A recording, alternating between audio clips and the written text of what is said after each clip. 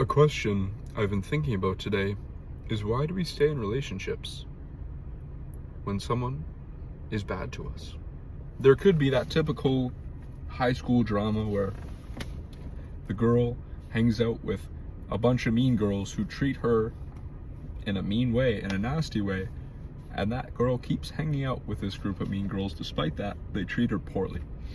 There's unavoidable things in life, so-called unavoidable, like because of where you live, your school, your work, your church, people who are just there, whether or not you want them to be there because they're in the same community.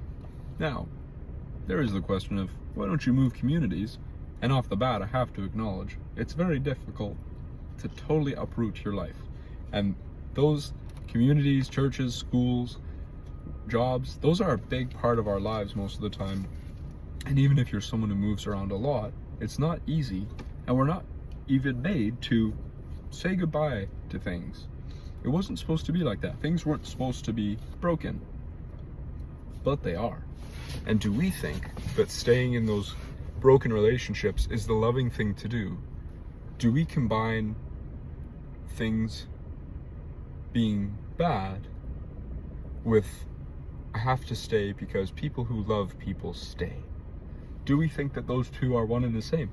Do we think that this is what we deserve, or that this person really does love us, and that they're not even treating us that badly because, well, they do some good things, and so I can just overlook the bad things?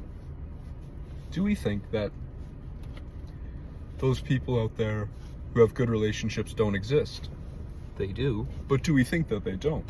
Or do we think that those people won't love us, and that we'll be lost and alone, and we'll have sacrificed everything that we knew for nothing?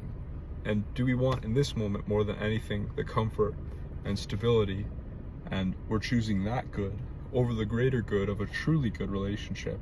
Do we not want to start from scratch? I mean, there's so many valid points, but I'm asking these questions to hold up the mirror to your heart.